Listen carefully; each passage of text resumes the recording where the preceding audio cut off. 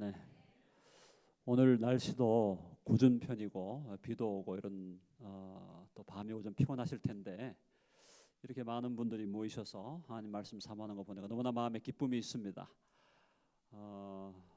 오늘 모신 여러분들에게 하늘에 속한 신령한 기쁨과 평강이 넘치기를 바랍니다. 네, 한번 기도하십시다. 하나님 아버지, 오늘 이 밤에 주께서 우리에게 친히 말씀하시기를 원합니다. 친히 말씀하여 주시옵소서.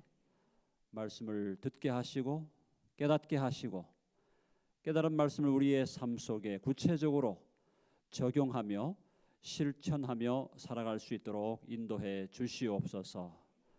예수님의 이름으로 기도합니다. 아멘. 자, 제가 오늘과 내일 이틀 동안에 밝고 행복한 종말론이라는 제목으로 말씀을 드리고자 합니다. 한번 해봅시다. 밝고 행복한 종말론. 네.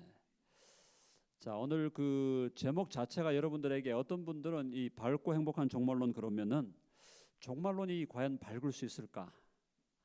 종말론이 과연 행복할 수 있을까? 이런 질문을 던지시는 분들을 제가 많이 만났습니다. 그래서 저보고 어떤 분들은 이거 목사님 제목이 잘못된 거 아닙니까? 오히려 두렵고 어두운 종말론이라고 해야 되지 않습니까? 그렇게 질문하시는 분들을 만났는데 그렇지 않습니다. 오늘날 많은 분들이 이 종말론이라는 이야기를 들으면 마음에 어떤 생각을 합니까? 먼저 마음에 드는 생각은 두렵다, 겁난다, 또 어둡다, 재앙이다, 그죠? 그다음에 심판이다, 끝이다, 죽음이다. 자, 그런 것들을 생각하기 때문에 종말론이라는 이 단어를 밝은 것과 행복한 것으로 연결시키기가 쉽지 않다는 겁니다. 그리고 오늘날 또 미디어에서 뭐 인류 최후의 날 그런 식으로 인류 최후의 날, 그래서 언제쯤 세상이 끝이 나고 끝이 날 때는 어떤 일이 벌어지는가, 막 이걸 영화로 만들거나 다큐멘터리로 만들거나 이렇게 만들 때 보면 전부 다 어두운 그림들이, 시커먼 그림들이 나오고 정말 막 겁나게 하고 공포스럽게 하고 하는 이런 그림들을 많이 그리고 있기 때문에 이 종말론을 과연 밝고 행복한 것으로 묘사한다는 것이 그렇게 우리에게 다가오지 않을 수 있다는 겁니다. 자, 그런데 오늘 여러분, 우리 예수님을 믿는 사람들은 하나님의 말씀에 기초해야 되지 않겠습니까? 아멘 하십니까? 네. 하나님의 말씀이 무엇이라고 말하는가? 하나님의 말씀이 우리들에게 도대체 어떤 종말론을 가지라고 말하는가? 그 질문을 던질 때에는 우리가 하나님의 말씀이 우리에게 말씀하고 있는 그것을 우리가 받아들여야 하고 그것을 우리의 신념으로, 우리의 신앙으로, 우리의 확신으로 가져야 할 줄로 믿습니다. 자, 그래서 오늘 읽은 본문에 2장 13절을 보면 아주 재미있는 말씀이 나와 있어요. 굉장히 중요한 말씀인데요. 2장 13절을 다시 한번 읽어봅시다. 2장 13절 다 같이 시작. 복스러운 소망과 우리의 크신 하나님 구주 예수 그리스도의 영광이 나타나심을 기다리게 하셨으니. 자, 이게 굉장히 중요한 말씀이에요. 자, 11절에 보니까 하나님의 은혜가 나타났는데, 하나님의 은혜가 나타나니까 그 은혜가 나타났을 때 나타나는 우리 삶의 변화 중에 그것이 바로 복스러운 소망을 갖게 된다는 겁니다. 복스러운 소망. 이 복스러운 소망이라는 말을 오늘날 말로 바꾸면 행복한 소망이에요. 행복한 소망이라는 말을 조금 더 신학적으로 조금 유식하게 표현한다 그러면 그게 행복한 종말론이 되는 겁니다. 여러분 맞습니까?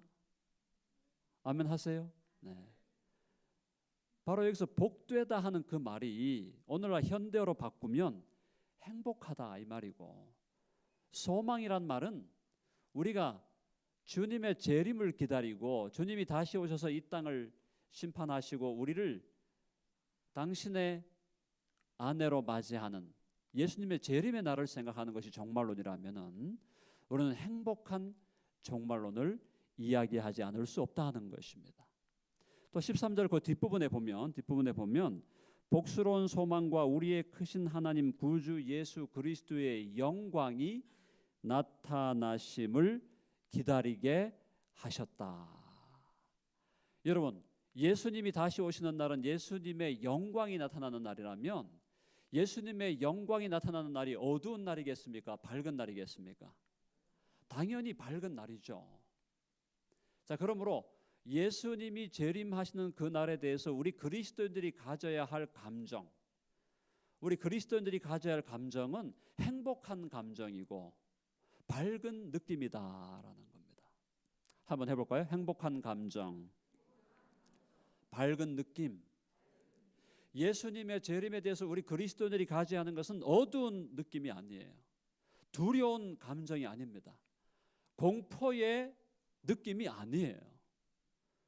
주님의 재림에 대해서, 주님의 재림이 가져올 세상의 종말에 대해서 우리 그리스도인들이 가져야 할 감정은 행복한 감정이고 밝은 느낌을 가져야 한다는 것입니다. 자, 그런데 문제는 뭐냐면 오늘날 아까 제가 말씀을 드린 것처럼 오늘날 우리들이 보통 종말론이라는 이야기를 할 때 느끼게 되는 감정이 공포와 두려움과 어두움이라는 데 문제가 있는 거죠. 자, 그런 일이 왜 일어났을까요?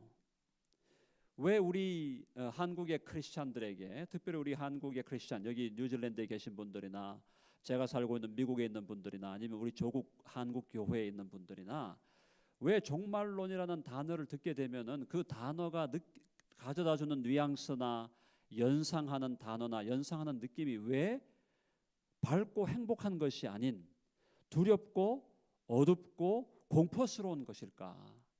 왜 그런 일이 일어났을까? 여러분 생각 안 해보셨죠? 자, 그런 일이 일어난 이유가 있어요. 자, 우리 한국교회에서 사실은 1884년을 우리 한국 기독교의 선교의 기점으로 우리가 잡고 있습니다.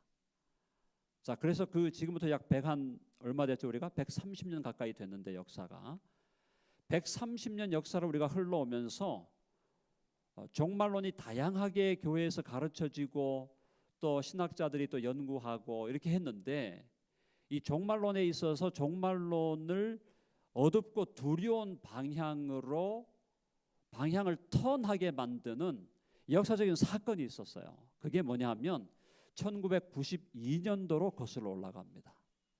1992년도에 우리 한국에서 종말론과 관련해서 굉장히 획기적인 사건이 하나 있었습니다. 그게 뭐냐면 다미 선교회 사건이에요. 다미 선교회 들어보신 분 있습니까? 다미 선교회 손을 한번 들어보시죠. 다미 선교회 들어보신 분, 네. 상당수가 들어보셨는데 다미 선교회라는 것이 다가올 미래라는 뜻입니다. 그 다가올 미래라는 뜻을 가진 그 다미 선교회에서 뭐라고 주장을 했냐 하면은 1992년 10월 28일 몇 시? 12시 자정에 예수님이 오신다고 주장을 한 거예요. 예수님이 오셔서 교회가 휴거될 것이다 라고 주장을 한 겁니다. 92년 10월 28일 날. 그래서 많은 사람들이 그때 예수님이 오신다고 기다렸어요. 기다리면서 그날 10월 28일 날 자정에 흰 소복을 입고 하늘을 바라보면서 손을 들고 주님이 이제 다시 오시는 그때 우리가 다 휴거될 것이다 라고 생각하고 수많은 사람이 기다렸다라는 겁니다. 그 다미 선교회를 통해서 직접적으로 영향을 받은 사람들이 약 30만 명, 간접적으로 영향을 받은 사람은 100만 명이 넘는다는 지금 통계가 나와 있어요. 그러니까 한국교회의 많은 사람들이 그 다미 선교회를 통해서 그런 영향을 받은 거예요. 예수님이 오신다는 날짜를 정했죠. 시간을 정했죠. 그리고 그날 이제 모여서 그날이 오기 전에 어린아이들이 말이죠. 10살 난 아이들, 뭐 한 12살 된 소년들, 심지어 그 더 어린 남자아이들이 나와가지고 막 방언으로 막 말을 합니다. 하늘로부터 계시를 받았다고 하면서 방언으로 막 말을 하니까 옆에서 누가 통역을 하는데 통역하는 내용이 똑같아요. 1992년 10월 28일 날 내가 다시 올 테니까 준비하고 있어라. 자, 그랬는데 주님이 오셨습니까? 주님이 안 오셨어요. 날짜를 정해놨는데 오시면 안 되죠. 자, 그래서 10월 28일 날 주님이 안 오시고 나니까 어떤 일이 벌어졌습니까? 그때부터 주님 오신다고 기다리면서 자기 집을 팔고 사업을 정리하고 또 집을 떠나고 또 세상을 도피하고 세상으로부터 떠나서 은둔했던 사람들이 혼란에 빠지게 되는 겁니다. 엄청난 혼란에 빠졌어요. 결국은 다미선교회를 이끌어갔던 그 이모 목사가 사기죄로 기소되고 그가 감옥에 들어가서 몇 년을 사는 것으로, 사건은 해프닝으로 끝이 났지만 수많은 사람들이 그걸 통해서 어떤 느낌을 갖게 됐냐면 종말론에 대해 트라우마 현상, 트라우마를 가지게 된 겁니다. 아, 종말론이라는 것이 이렇게 허망한 것이구나. 종말론이라는 것이 이렇게 어두운 것이구나. 이렇게 공포를 조장하는 거구나. 종말론이라는 것이 이렇게 건강하지 않은 거구나. 이런 생각을 우리 한국 교회 안에 불어넣게 된 거예요. 자, 그래서 92년 이후로 안타깝게도 우리 한국 교회에서 많은 교회들에서 종말론에 대한 이야기가 자취를 감추게 되는 것입니다. 종말론 이야기하지 마라. 어둡다, 두렵다, 겁난다. 종말론 이야기하지 마라. 종말론 이야기하기 시작할 때 이단이 생기고 사이비가 생긴다. 종말론 이야기하지 마라. 요한계시록 덮어둬라. 요한계시록 누가 아냐? 아무도 모른다. 심지어 우리 장로교를 시작했다고 하는 존 칼빈 선생님도 종말론을 주석해서 주석을 내지 않았다. 존 칼빈도 건드리지 않은 요한계시록을 네가 어떻게 감히 건드리냐. 이런 식으로 하면서 종말론에 대한 트라우마 현상이 생기게 된 거예요. 자, 그러면서 요한계시록에 대한 어떤 불안감, 요한계시록에 대한 어떤 우리의 마음의 불편한 마음, 그리고 종말론을 이야기할 때 종말론이 밝고 행복한 것이 아니라 두렵고 겁나고 어두운 것으로 자꾸 느끼게 하는 그런 일이 우리 한국 교회에 나타나게 되었다는 것입니다. 그러나 사랑하는 여러분, 오늘 성경이 디도서 2장 13절에서 말씀하고 있는 것은 종말론에 대해서 두렵고 어두운 생각을 계속 가지고 있으라는 것이 아니지 않습니까? 그것은 바로 주님께서 우리에게 주신 소망은 복된 소망이다라는 거예요. 행복한 소망이다라는 거예요. 그리고 주님이 다시 오시는 그날은 주님의 영광이 드러나는 날이고 주님의 그 밝은 빛이 드러나는 날이다라는 것입니다. 여러분 아멘 하세요? 한번 해봅시다. 밝고 행복한 종말론. 자, 근데 이런 날짜를 정하고 말이죠. 날짜를 정해놓고 그날에 막 그 포커스를 해가지고 그날에 막 초점을 맞추는 일이 우리나라에서만 있는 일이 아니더라는 거죠. 제가 살고 있는 미국에서 2011년에 어떤 분이 등장했냐면 해롤드 캠핑이라는 사람이 등장을 합니다. 해롤드 캠핑이라는 분이 등장을 해서 이분이 뭐 그때 패밀리 라디오 해가지고 굉장히 그 나름대로는 뭐 성경을 가르친다는 분이고 수백만 명이 그분의 라디오를 듣고 막 그랬어요. 근데 많이 알려진 분이었습니다. 근데 이분이 뭐라고 했냐면은 2011년 5월 14일 날 주님이 오신다고 한 거예요. 또 날짜를 정한 거예요. 근데 2011년 5월 14일 날 주님이 오신다고 했는데 오셨어요?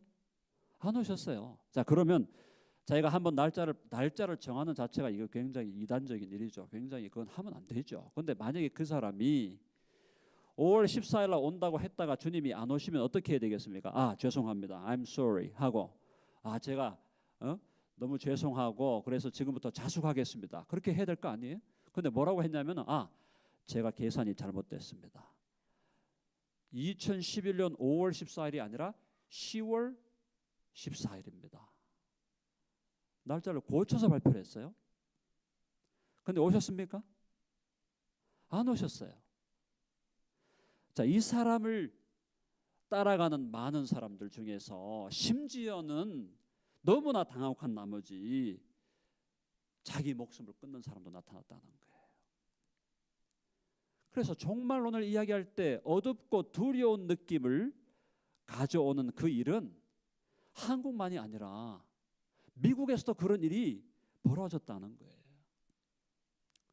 자, 그러나 사랑하는 여러분, 제가 다시 말씀드리지만 성경은 밝고 행복한 종말론을 가지라고 우리에게 말씀하고 있는 줄로 믿습니다.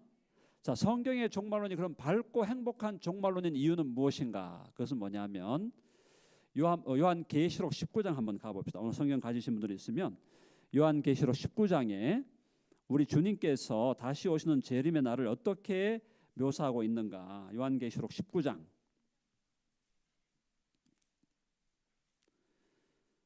요한계시록 19장 6절부터 한번 봅시다.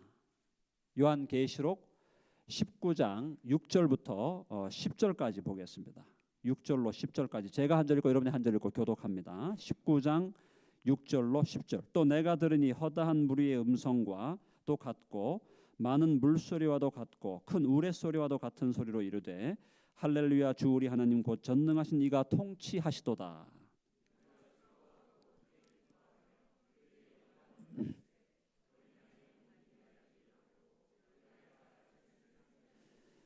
그에게 빛나고 깨끗한 세마포 옷을 입도록 허락하셨으니 이 세마포 옷은 성도들의 옳은 행실이로다 하더라.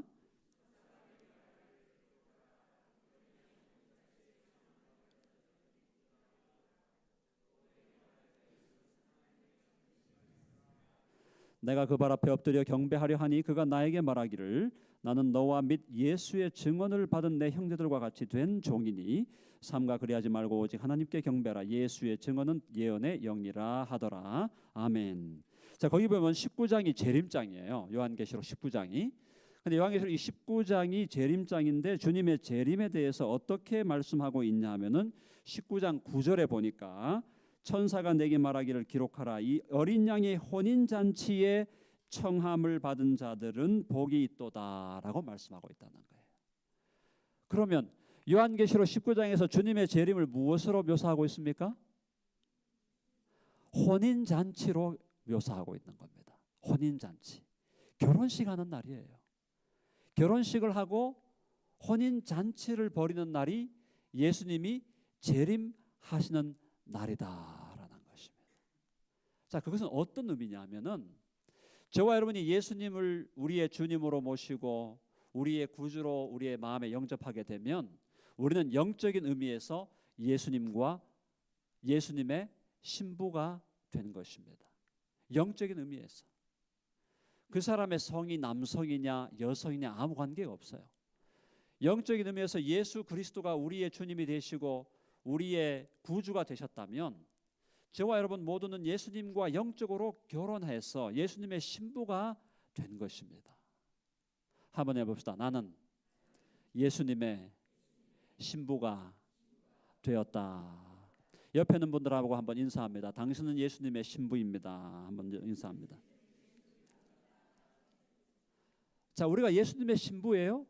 그런데 예수님의 신부인 우리들이 장차 예수님이 다시 오시는 그 재림의 날 예수님은 우리를 당신의 아내로 맞이해서 공식적인 의미에서 결혼식을 벌이고 혼인 잔치를 벌이는 날이 바로 주님이 재림하시는 날이다라는 거예요.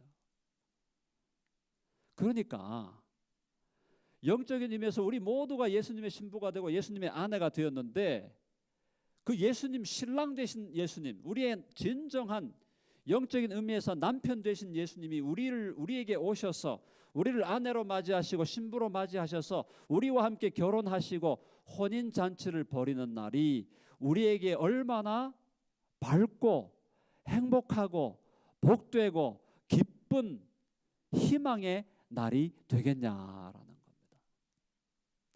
자, 한번 상상을 해보십시오. 생각을 한번 해보세요. 어떤 자매가 지금 결혼식을 하려고 정말 사랑하는 그죠? 신랑과 함께 결혼식을 하려고 날짜를 지금 잡아놨어요.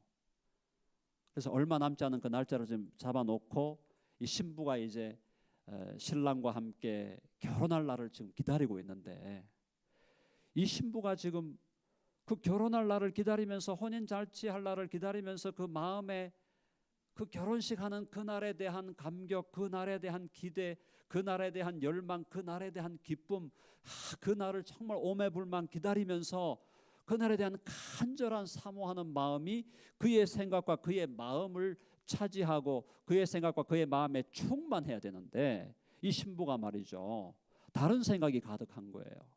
어떤 생각 가득합니까? 야, 어디 주식에 투자하면은 갑자기 대박이 터질까? 어? 그리고 초등학생 때 했던 동창들하고 만나가지고 어디를 가야 재미있는 여행을 할까? 그리고 어디에 무슨 맛집 있다 그러던데 어디 가서 맛집에 가가지고 좀 맛있는 걸 어떻게 하면 잘 먹을까? 지금 결혼식 날짜를 지금 앞에 두고 있는 신부가 지금 그런 생각하면서 다른 데 정신이 팔려 있다면 말이죠, 그 신부가 정상이에요? 아니죠. 정상적인 신부라면 어떻게 해야 되겠습니까? 신랑과 함께 결혼식하고 신랑과 함께 혼인잔치하는 그날에 대한 기대, 그날에 대해서 마음이 막 흥분되고, 그죠? 흥미진진하게 그날을 기다리면서 또 어떻게 하겠어요? 그날을 기다리면서 그냥 가만히 있겠습니까? 그날을 기다리면서 내가 얼마나 아름다운 신부로, 얼마나 멋진 신부로 나를 그 신랑 앞에 드릴까? 신부가 단장하면서, 거룩한 신부의 단장을 하면서 기다리지 않겠어요? 아멘. 자, 그렇다면 무슨 얘기냐면, 저와 여러분이 예수 그리스도를 우리의 영적인 의미에서 신랑으로 모시고 남편으로 모시고 주님 오실 날을 지금 우리가 기다리고 있다면, 주님 오실 날을, 첫째 문제는 기다려야 된다는 거고요. 둘째는 기다리면서도 어떻게 기다려야 됩니까? 기쁨으로, 기대로, 흥분하는 마음으로, 즐거운 마음으로 그날을 간절히 기다리고 간절히 소망하고, 그러면서 또 어떻게 해야 돼요? 나의 삶 속에서 신랑이 오실 때 그 신랑 앞에 내가 불결한, 준비되지 않은, 단장되지 않은 신부로 나를 드러내는 것이 아니라 나를 영광스러운 당신의 신부로 맞이하러 오시는 주님 앞에 나를 거룩하고 순결한 신부로 나를 내어드리기 위해서, 그죠? 날마다 우리를 단장하며 우리를 깨끗하게 준비하지 않겠냐.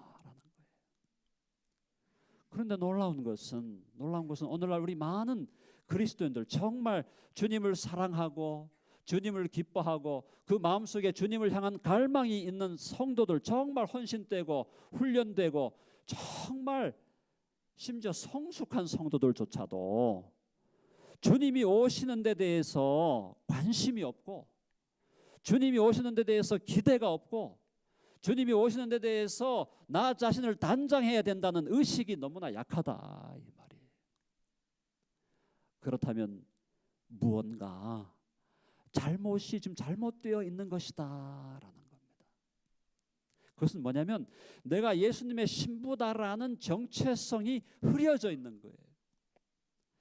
내가 주님의 영원한 아내가 될 것이라는, 영적인 의미에서 주님의 영원한 아내로서 영원히 주와 함께 살 것이라는, 나의 영원한 남편 되신 예수 그리스도, 나의 영원한 신랑 되신 예수 그리스도와 내가 영원히 그와 함께 사는 것이 내 인생의 최고의 소망이라는 것을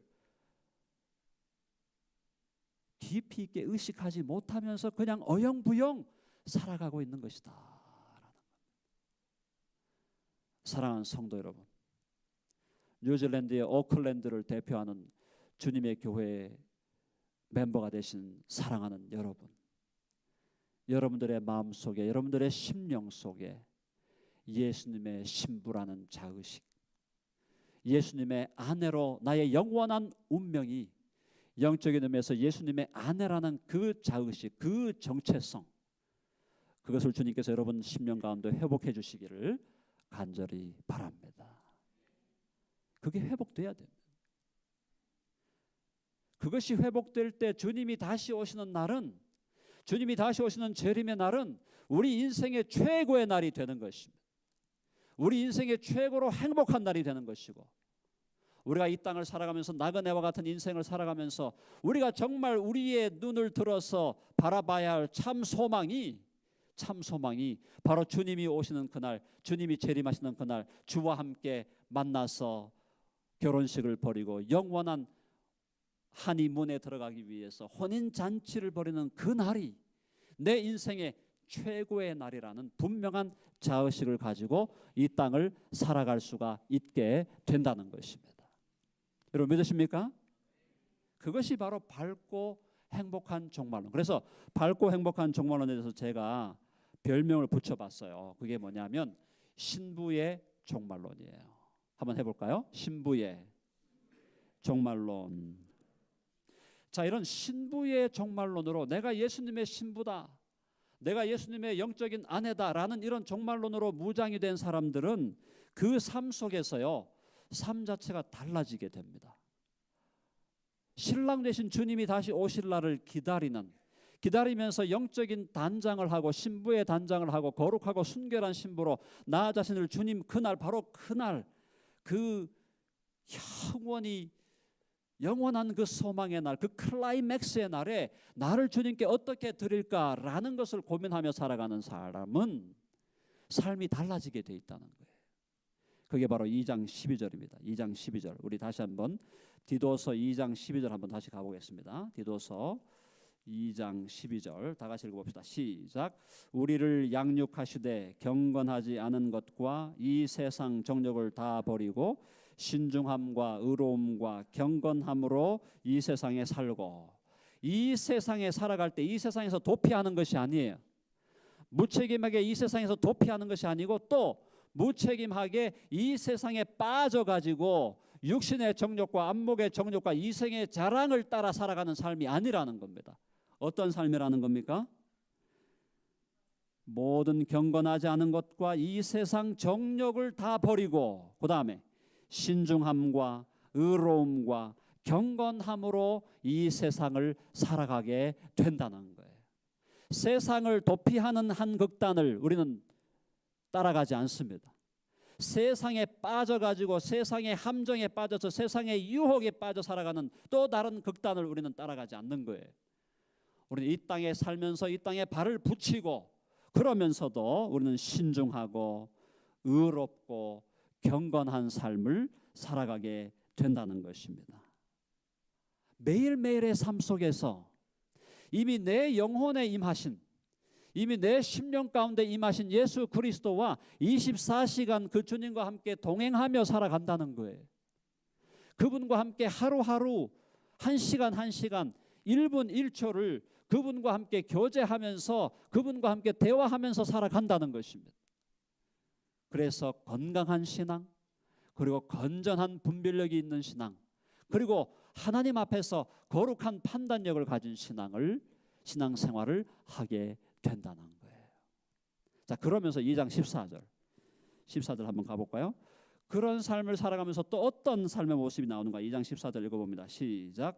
그가 우리를 대신하여 자신을 주심은 모든 불법에서 우리를 속량하시고 우리를 깨끗하게 하사 선한 일을 열심히 하는 자기 백성이 되게 하려 하심이라. 아멘. 거기 보니까 주님께서 우리를 대신하여 자신을 주셨고 모든 불법에서 우리를 속량하여 주셨습니다. 우리를 깨끗하게 하셨습니다. 그런 주님 앞에서 우리가 어떻게 살아가라는 겁니까? 선한 일을 열심히 하는 자기 백성이 되게 하려 하심이라.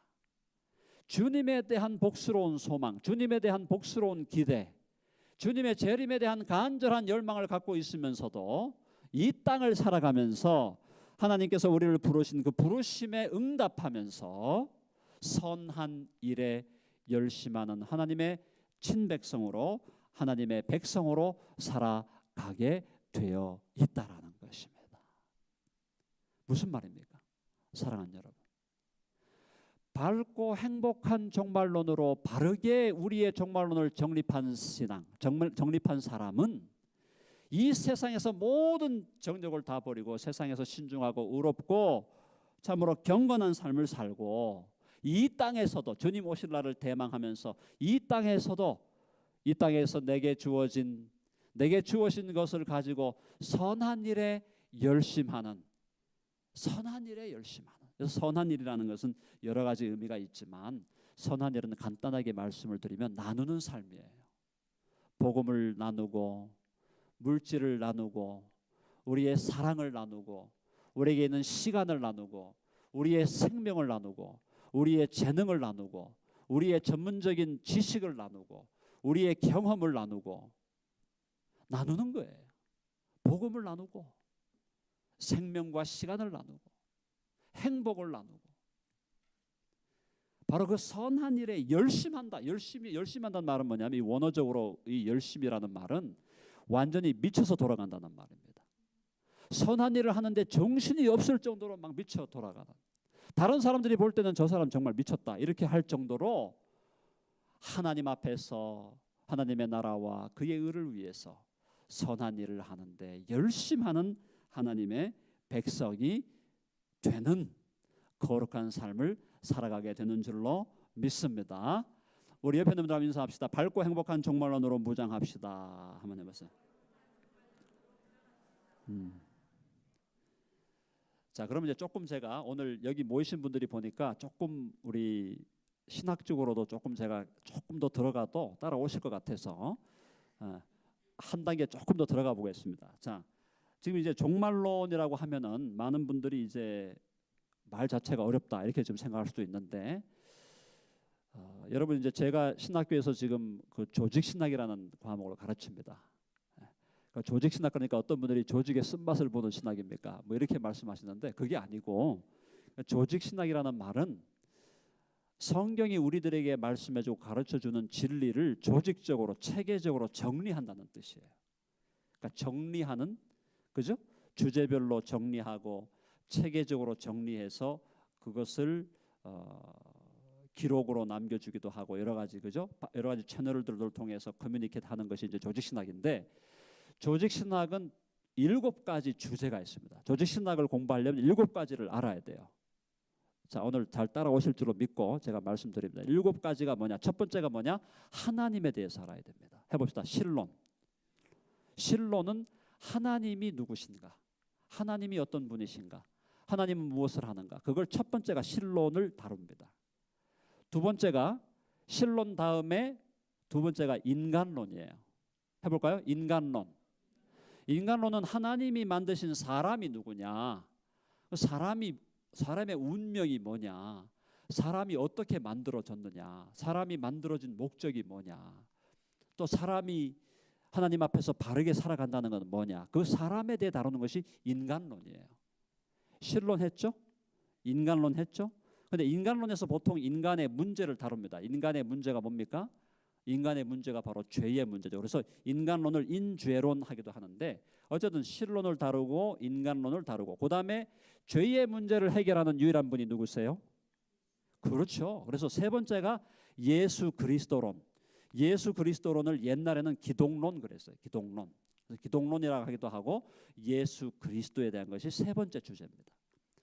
그다음에 예수 그리스도가 이제 하나님에 대해서 말씀했고 인간에 대해서 말했고 세 번째 예수 그리스도에서 말했으니까 그다음 네 번째 뭐에 대해서 말해야 될까요? 성령론입니다. 성령론. 그래서 하나님에 대해서 인간에 대해서 인간을 죄에서 구원하시는 예수 그리스도에 대해서 그리고 예수 그리스도를 믿음으로 말미암아 우리를 구원에 이르게 하시는 성령님에 대해서 네 번째 다루고 성령님은 우리를 어디로 인도해 가시는 거예요? 우리를 구원받은 백성으로 만들어 가는 거죠. 그래서 다섯 번째가 구원론입니다. 한번 해봅시다. 구원론. 네. 그다음에 구원을 받은 백성들이 개인으로 남아 있는 것이 아니라 공동체를 이루죠. 그것이 뭘까요? 교회론. 벌써 많이 공부를 많이 하셨네 보니까. 자, 그 여섯 번째가 교회론이에요. 해봅시다. 교회론. 그다음 교회론까지 왔으면 이제 마지막 7개가 뭘까요? 답이 뭘까요? 일곱 번째가 종말론이죠. 그러니까 교회가 사람이 구원을 받고 이 개인이 모여서 교회를 이루고 교회를 이룬 사람들이 이제 역사가 진행이 되다가 마지막에 예수님이 재림하시고, 그죠? 그래서 역사가 종결된다라고 하는 것이 바로 종말론이다라는 겁니다. 감을 잡으셨죠? 근데 이 종말론에서도 종말론을 이제 들어갑니다. 종말론의 2가지 주제를 아셔야 돼요. 종말론에 2가지 주제가 있어. 큰 주제가. 종말론을 이제 우리가 딱 들어가면 종말론이라는 숲으로 들어가게 되면 2가지가 들어가는데 뭐냐면은 종말론은 2가지. 첫 번째가 개인적인 종말론이 있습니다. 해봅시다. 개인적 종말론. 개인적 종말론은 뭘까요? 개인적 종말론이라는 것은 나 한 사람의 종말을 다루는 겁니다. 나 한 사람 개인의 종말을 다루는 겁니다.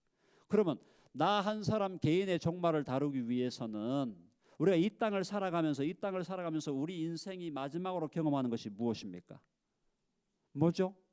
죽음이죠. 그래서 성경에서 죽음이라는 그 주제, 죽음이라는 문제를 가장 상세하게 다루는 분야가 바로 종말론이라는 거예요. 그래서 개인적 종말론, 개인의 죽음의 문제인데, 죽음에 대해서 성경은 뭐라고 말씀하고 있냐면은 죽음에 대해서 세 가지를 말씀하고 있어요. 육체적인 죽음이 있어요. 육체적인 죽음은 우리의 영혼과 육체가 분리되는 거죠. 영혼과 육체가 분리되는 게 육체적인 죽음이에요. 이거는 이 땅에 태어난 사람 모든 사람이 다 한 번은 경험하게 됩니다. 예외적인 사람이 둘이 있었지만은, 자, 육체적인 죽음. 그다음에 영적인 죽음이 있어요. 해봅시다. 영적인 죽음. 영적인 죽음은 아담과 하와가 하나님 앞에서 범죄함으로 죄로 인하여 온 영혼이 죽는 거예요.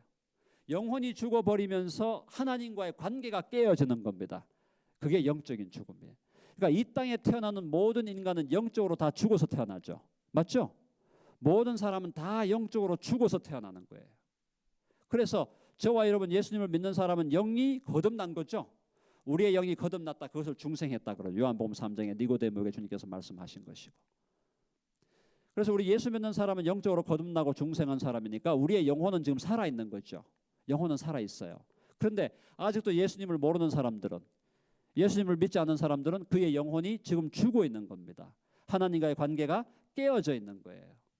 똑같은 사람, 겉으로 보기엔 똑같은 사람이 이 지금 땅을 걸어가고 있지만, 한 사람은 예수 믿는 사람, 그 사람은 영혼이 살아난 사람이고, 예수 믿지 않는 사람은 영혼이 아직도 죽어 있는 사람이에요. 그게 영적인 죽음이에요. 세 번째가 마지막 죽음, 영원한 죽음입니다. 해봅시다. 영원한 죽음. 영원한 죽음이라는 것은 뭐냐면 부활을 해야 돼요. 죽었던 사람이 부활해서, 그 몸이 부활해서 그 부활한 몸과 영혼이 다시 연합을 합니다. 그래서 이것이 부활인이 되는데, 부활인이 되어서 영원한 불못에, 영원한 지옥에 들어가는 영원한 형벌을 받는 것이 영원한 죽음이다라는 겁니다. 성경에서 세 가지를 이야기하지요. 그 다음에 죽음 이후의 중간기라는 게 있어요. 죽음 이후에 우리가 어디로 가느냐를 다루는 것이 개인적 종말론이에요. 죽음 이후에 우리가 어디로 갑니까? 예수 믿는 사람 죽음 이후에 어디로 가요? 천국으로 가는데, 천국인데 우리가 이것을 성경에서 보면 주님께서 강도에게 뭐라고 말씀했습니까? 강도에게 네가 오늘 나와 함께 낙원에 있으라. 낙원 천국이죠. 낙원 천국. 그래서 낙원 천국으로 우리가 가는 거고, 믿지 않는 사람들은 어디로 가는 거예요? 성경에서는 지옥이라 하기도 하고 음부라고 하는 곳으로 이제 가게 됩니다. 그것이 바로 죽음 이후에 우리가 우리 몸의 부활을 기다리기 전에 우리가 가 있는 곳은 바로 낙원 천국. 그래서 그곳에서 주님과 우리의 영혼이 낙원 천국에 들어가서 주님과 함께 거하고 있다가 우리가 부활하는 날을 기다려서 부활할 때 우리의 영혼이 부활하는 우리 몸과 결합해서 부활체로 영원한 새하늘과 새 땅, 영원히 완성된 천국으로 들어가게 되는 줄로 믿습니다. 자, 그게 이제 개인적인 종말론인데, 개인적인 종말론에서 여러분 우리가 꼭 기억해야 될 것은 뭐냐면, 우리가 올 때는 순서 있게 오잖아요. 올 때 순서 있게 왔습니다. 그죠? 순서 있게 오는데 갈 때 순서 있게 갑니까? 갈 때는 아무런 순서가 없습니다. 하나님이 부르시면 다 가야 돼요. 지금도 그죠? 20대가 갑자기 오토바이 타고 가다가 교통사고 나서 죽습니다. 80대, 90대가 암에 걸려서 사망 선고를 받았는데 또 암에서 회복되어서 인생을 계속 영위해 갑니다. 이 세상에 올 때는 다 순서 있게 오지만 갈 때는 순서가 없어요. 그건 무슨 얘기냐 하면, 여기 모인 저와 여러분 모두가 개인적인 종말 의식을 가지고 살아가야 된다는 거예요. 언제라도 주님이 나를 부르시면 나는 주님 앞에 가야 된다. 믿습니까? 여러분은 여러분의 죽음에 대해서 정리가 되셨습니까? 혹시라도 오늘 이 밤에 주님이 나를 부르신다면 그 주님 앞에 갈 준비를 하면서 오늘을 살아가고 계십니까? 그게 바로 개인적인 종말 신앙이라는 겁니다. 언제인지 아무도 몰라요. 우리 자신도 몰라요. 오직 하나님만이 아셔서 그 하나님이 우리를 오늘이라도 나를 당신의 낙원으로 부르실 때 나는 그 주님 앞에 설 준비가 되어 있는가? 주님 앞에 서기 위한 준비를 오늘 하루도 하면서 내 죽음의 날을, 내 인생의 마지막 날을 의식하면서 오늘 하루도 신중하고 의롭고 경건하게 내 삶을 지금 영위해 가고 있는가? 그것이 개인적인 종말 신앙이라는 겁니다. 그렇게 준비된 사람이 바로 지혜로운 자다라는 거예요. 사랑하는 여러분, 여러분의 삶 속에서 죽음에 대해서 정리하며 살아가는 지혜가 있기를 간절히 바랍니다. 언제라도 부를 수 있어요. 언제라도. 오늘이 될 수도 있고 한 달 후가 될 수도 있고 1년 후가 될 수도 있고 언제라도 주님은 나를 부르실 수 있는데 그때 나는 주님 앞에 정말 설 준비가 되어 있는가? 여러 가지 면에서 재정적인 면에서 정말 나는 혹시라도 주님께서 내게 주신 것들을 그냥 무책임하게 그냥 남겨놓고 가는 거 아닌가? 그걸 주님 앞에서 잘 정리하면서 살아가고 있는 그런 것 중에 하나가 유언을 쓰는 거죠. 유언 쓰기 운동 옛날에 많이 했는데 유언을 미리 써놓는 것도 좋은 일이고 거룩한 의미에서 나의 죽음의 날을 준비하고 그날 주님을 대면하는 그날을 기다리면서 그날을 의식하며 살아가는 것, 그것이 지혜 있는 자의 삶이라는 사실. 여러분 꼭 자기 죽음을 정리하고 죽음의 날을 정리해서 지혜롭게 살아가는 여러분 될 수 있기를 간절히 바랍니다. 자, 개인적인 종말론을 다룬 다음에 또 하나가 뭐냐면은 역사적 종말론이에요. 해봅시다. 역사적 종말론. 역사적 종말론에서는 뭘 다루는 거냐 하면 역사적 종말론의 핵심 주제는 예수님의 재림이에요. 그렇죠?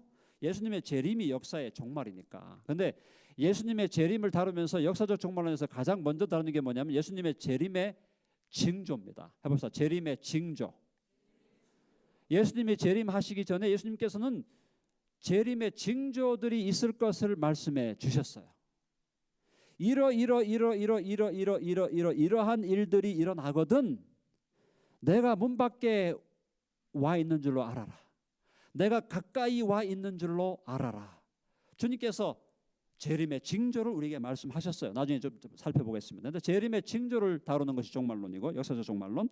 그 다음에 재림의 징조와 더불어 예수님이 오시기 전에 일어날 대격변 이것들을 다루는 것이 종말론이고. 그 다음에 예수님의 재림 이후에 백보자 심판 그리고 그 이후에 영원한 새하늘과 새 땅 이런 것들을 다루는 것이 바로 역사적 종말론이 다루는 겁니다. 자, 그런데 역사적 종말론에서 아까 제가 말씀드린 대로 우리 예수님의 재림의 징조에 대해서 말씀하셨는데 자, 그걸 말씀하기 전에 우리가 한 가지만 정리하고 넘어가야 됩니다. 데살로니가 전서로 한번 가봅니다. 자, 데살로니가 전서 5장에 보면 오늘날 우리 많은 분들이 오해하는 게 있어요. 뭐냐면 예수님이 도적같이 오신다 이렇게 생각을 하고 있단 말이에요.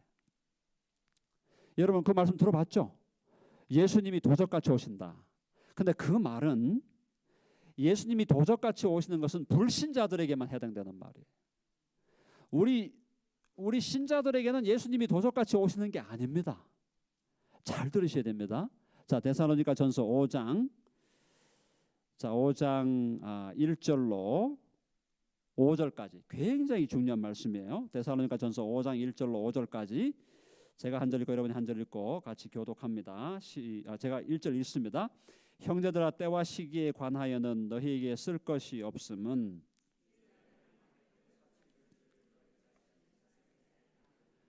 그들이 평안하다 안전하다 할 그때에 임신한 여자에게 해산의 고통이 이름과 같이 멸망이 갑자기 그들에게 이르르니 결코 피하지 못하리라.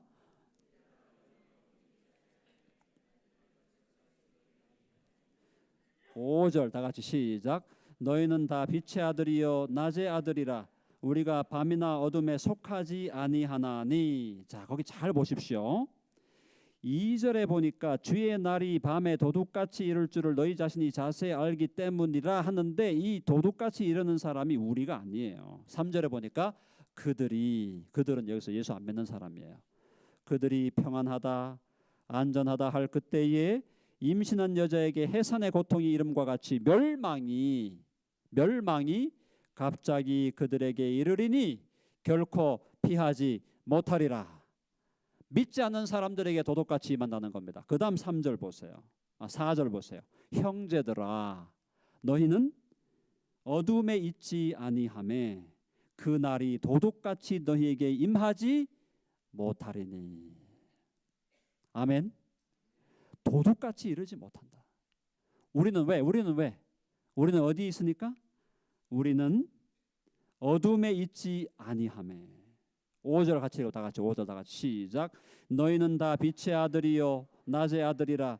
우리가 밤이나 어둠에 속하지 아니하나니. 우리가 밤에 속한 자가 아니고 우리가 어둠에 속한 자가 아니기 때문에 우리는 빛에 속한 자고 우리는 낮에 속한 자이기 때문에 예수님이 우리에게 도둑같이 임할 수 없다는 얘기예요. 여러분 아멘 하십니까? 신랑이 오시는데 신랑이 도둑같이 오는 신랑이 어디 있습니까? 도둑놈이에요. 복면을 쓰고 칼을 들고 오는 사람이 도둑같이 오지, 신랑이 와서 우리가 지금 결혼식 하러 오시는 신랑이 신부에게 도둑같이 오는 게 아니다 이 말이에요.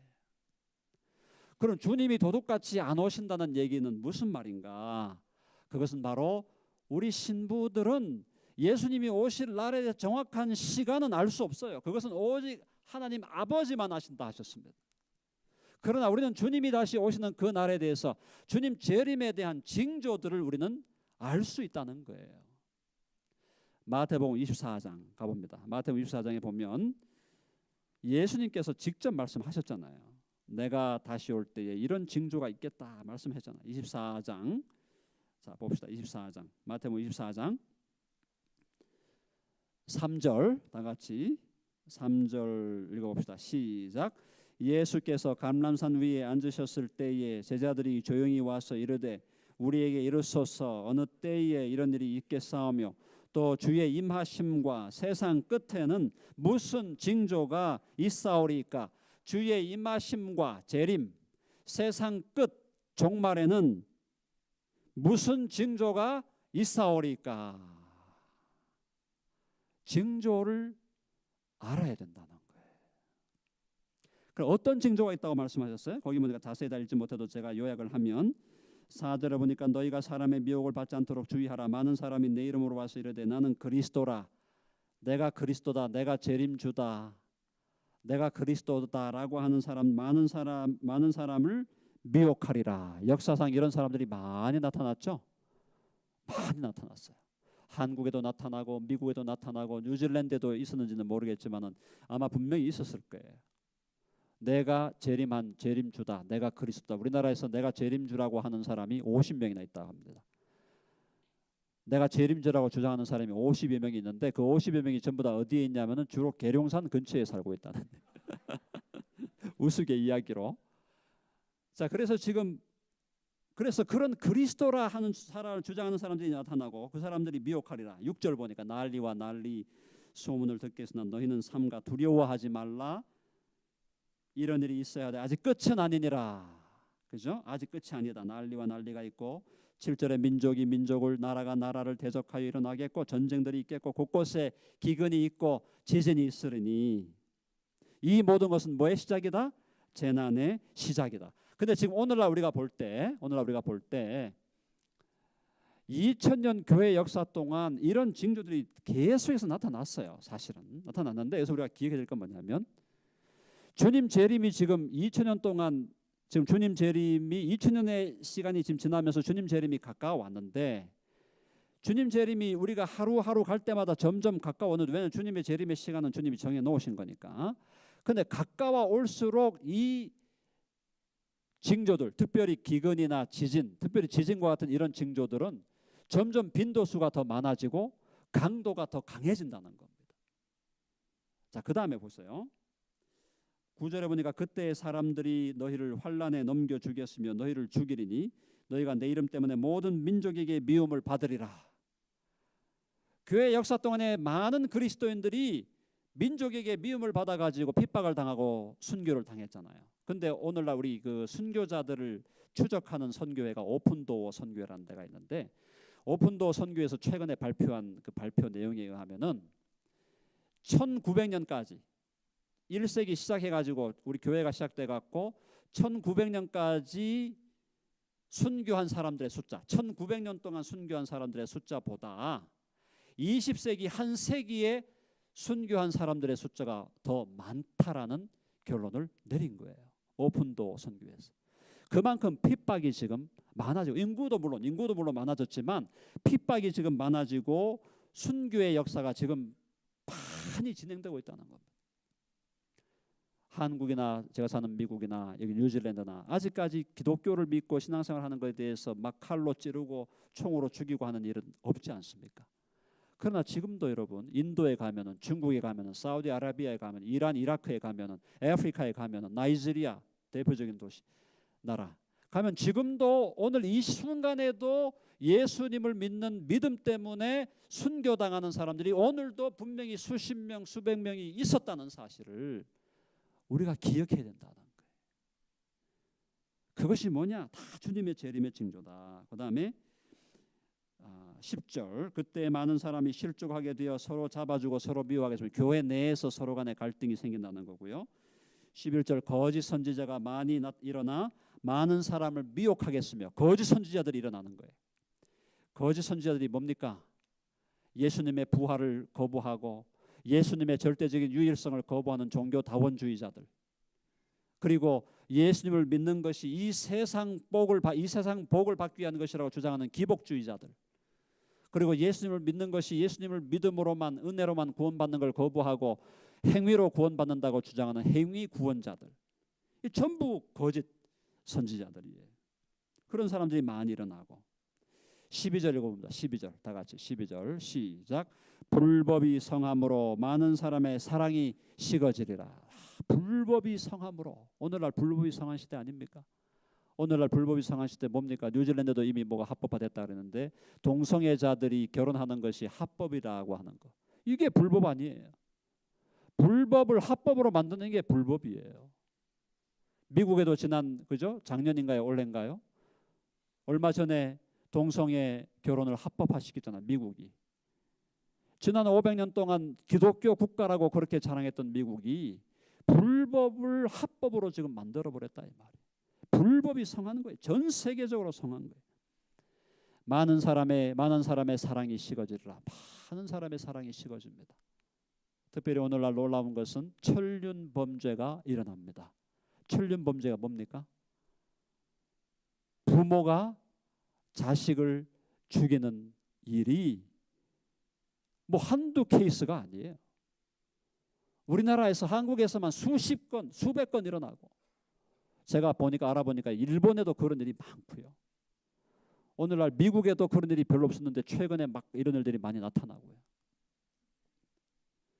불법이 성하고 사랑이 식어지고 부부간의 관계가 깨어지고 이혼율이 50%가 넘어가고, 가정에서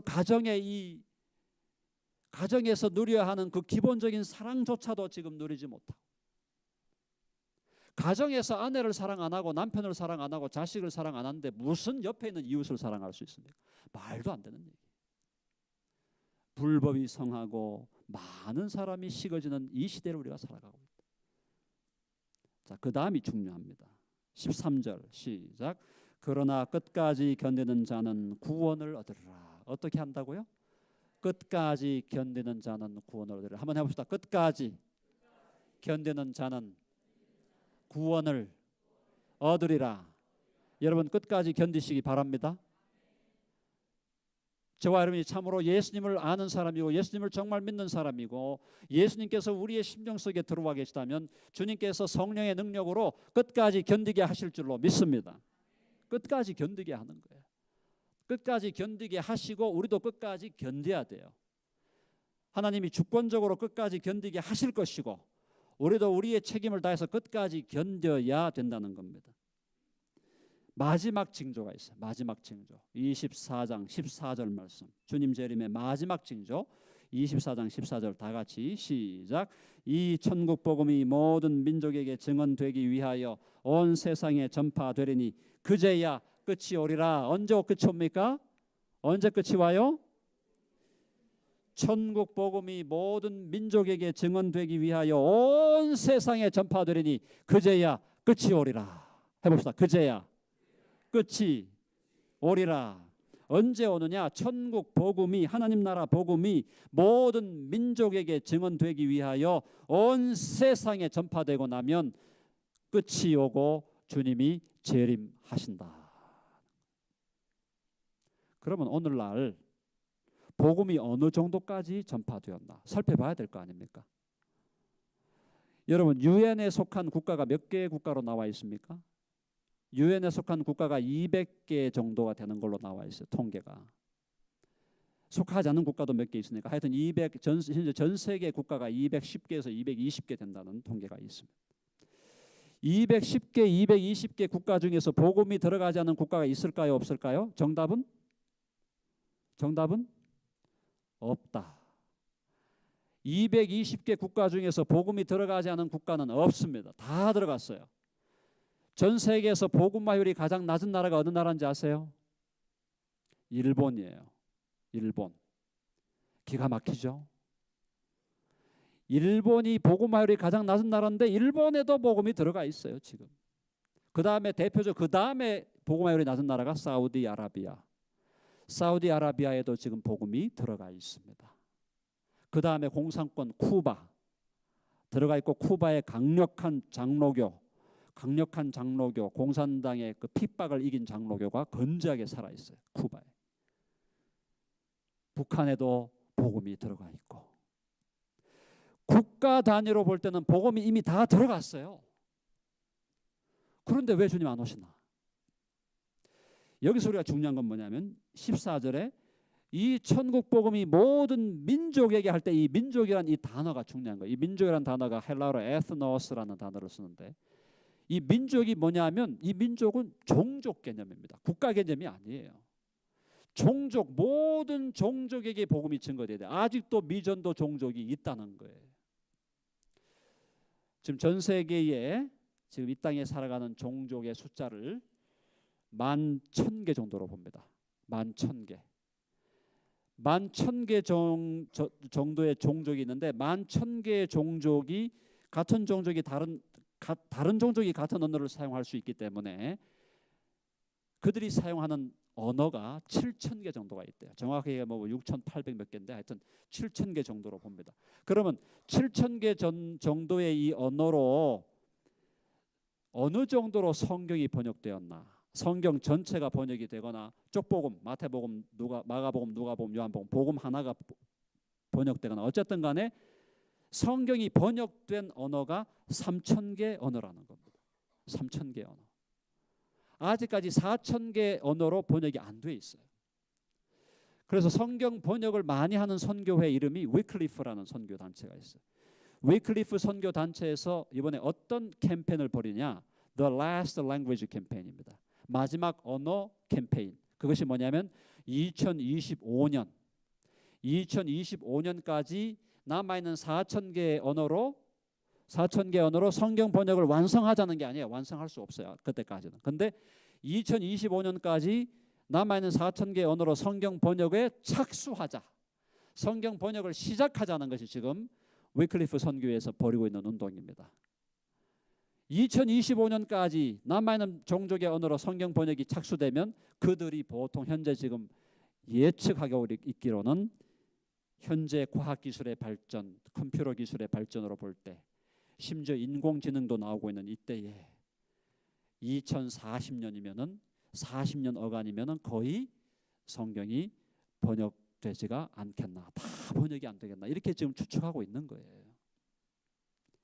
자, 무슨 얘기냐? 제가 2040년 되면 주님 오신다 그 얘기가 아니고, 주님께서 재림하시기 전에는 반드시 무엇이 이루어져야 됩니까?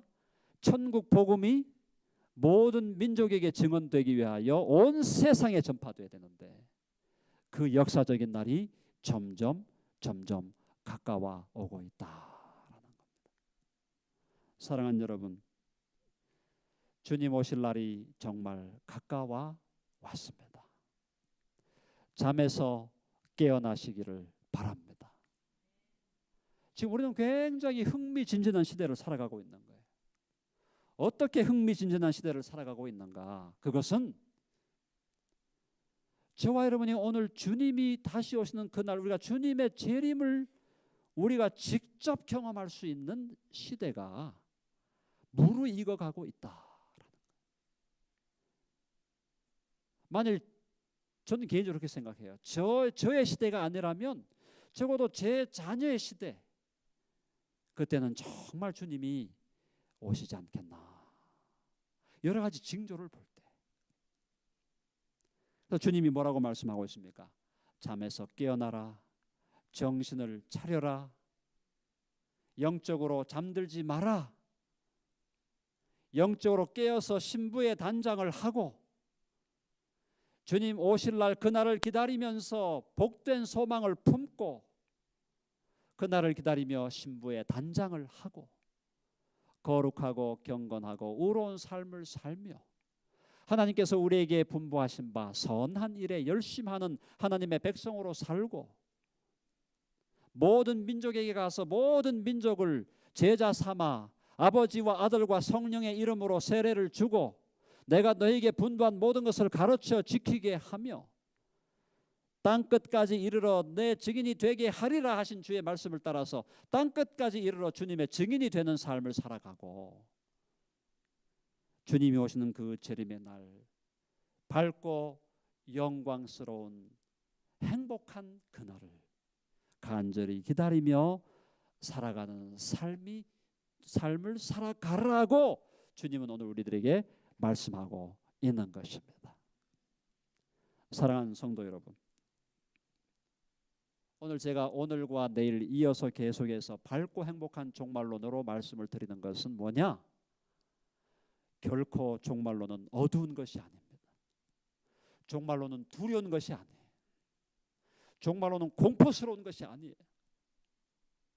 주님이 다시 오신다는 소식은 우리의 신랑이 오신다. 우리의 남편이 오신다. 우리의 남편 되신 신랑이 오셔서 나와 함께 우리 모두가 함께 주님의 영적인 의미에서 신부가 되어서 주님과 함께 결혼식을 하고 주님과 함께 혼인잔치를 벌이는 날이다.